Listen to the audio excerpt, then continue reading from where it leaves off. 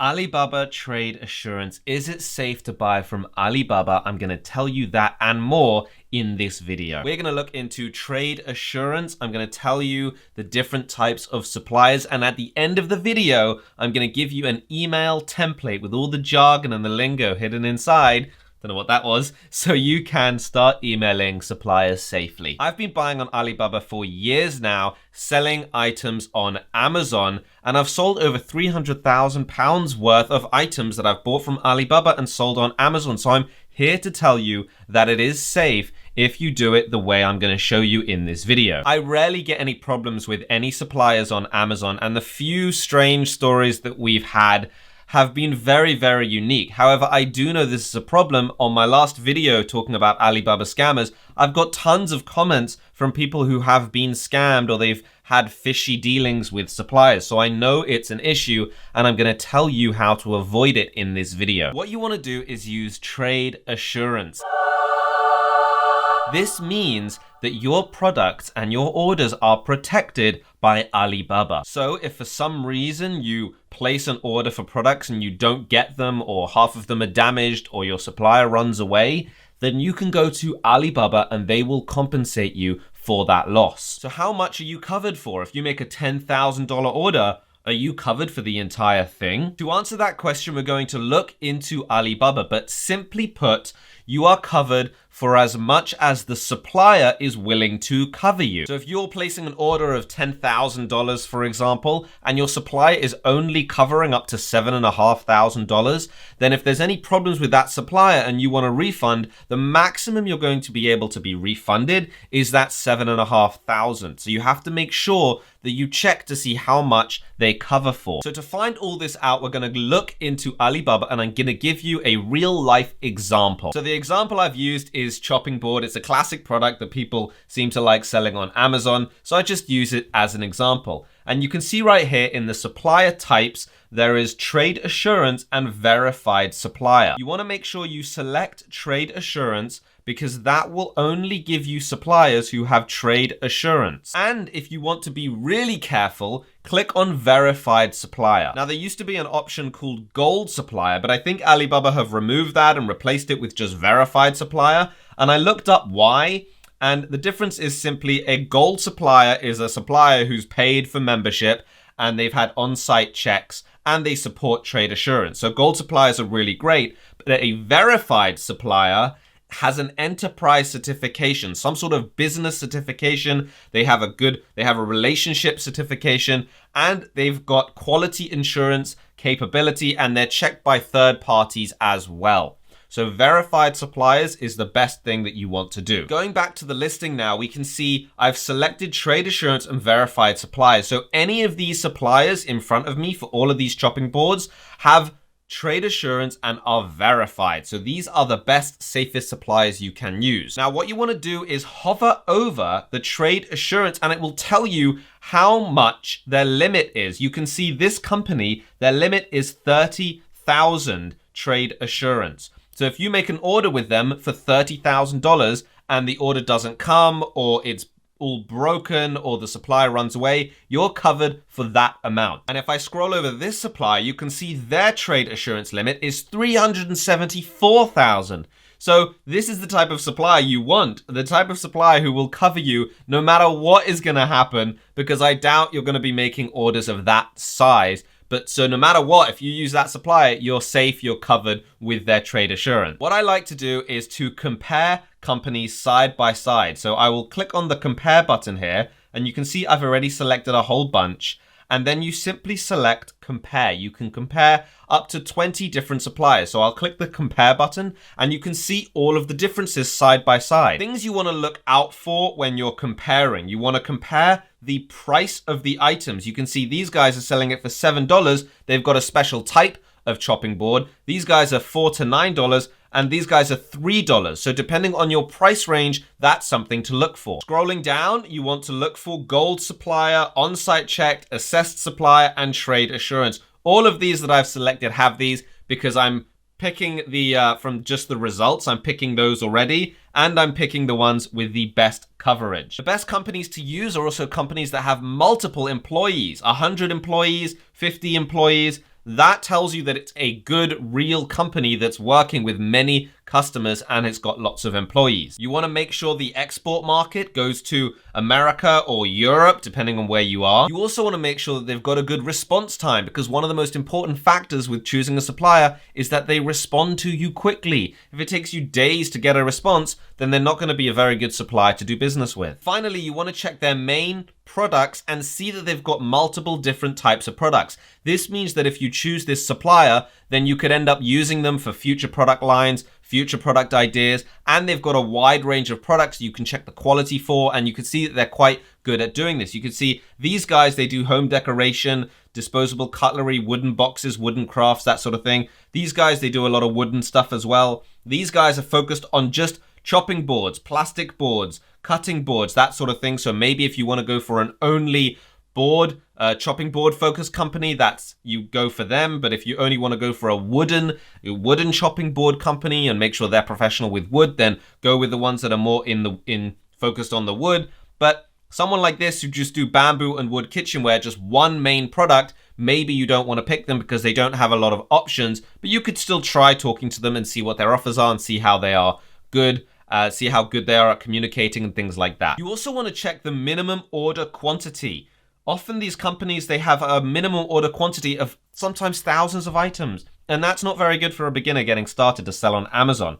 You can see this company have 500 pieces as the minimum order quantity, whereas they have 300 pieces, and this company has 5 pieces as the minimum order quantity. Now, sometimes they offer 1 as a minimum order, but you don't really ever want to order 1 if you're selling on Amazon. You want to order in bulk so it's cheaper, so your cost goes down. Now, it's really important to understand how minimum order quantity works. Basically, the more you order, the less expensive they are. But there's always a balance. You have to find the right balance so you're buying enough that you're getting a cheap enough order, but not too much that you end up with too many items and too much inventory that it takes too long to sell, and you might have problems like long-term storage costs in Amazon, or you just don't have the cash to make an order of that size. You can see with this company, if I go and select 250 items to order, you can see that it's 3,750 for 250 pieces. If I put in 500, you can see 500 pieces comes to 3,440.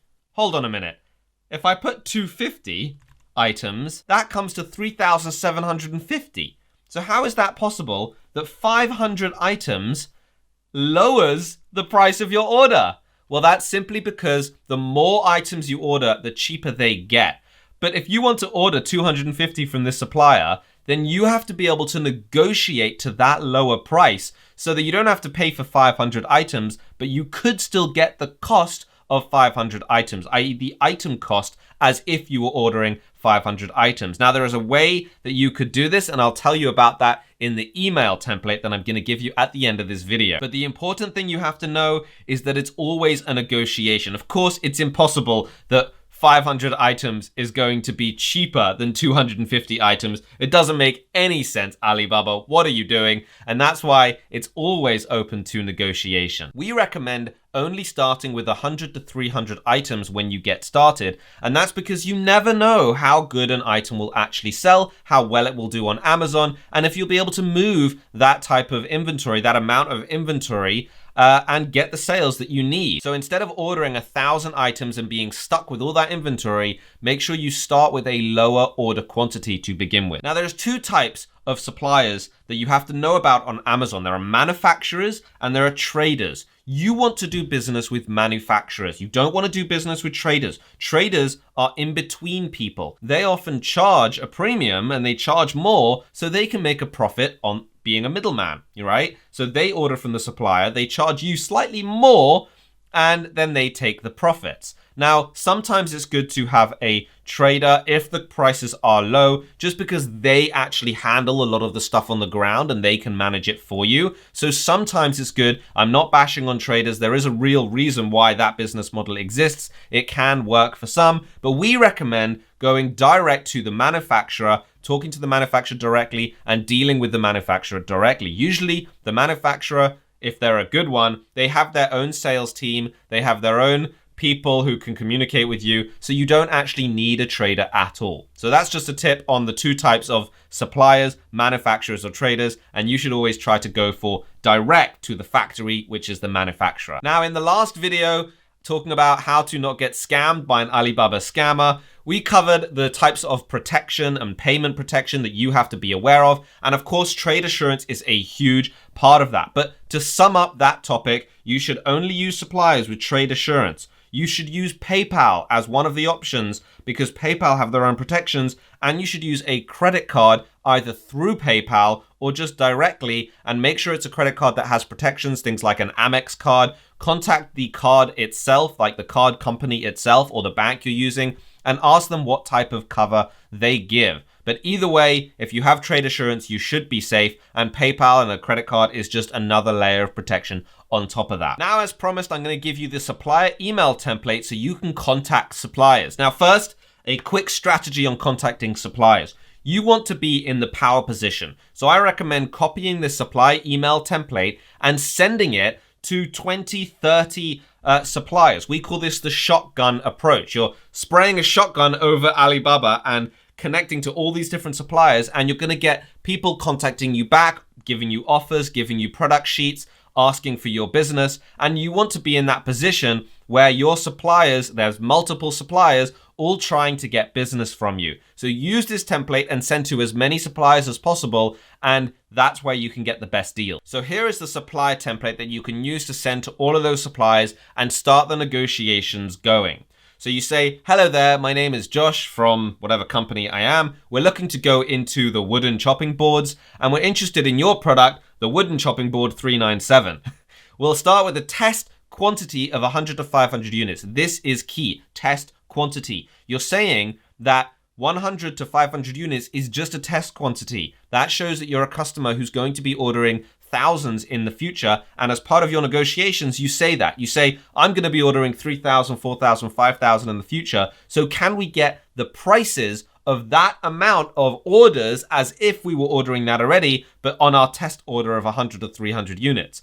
Some will say no, some will negotiate, some will say yes, so it's really a good thing to do. Also, it's good that they know that you're serious, that you want to be going into this business big time in the future. Then you say, during this test, we will assess your speed and quality of your products. Again, making them want to sell to you.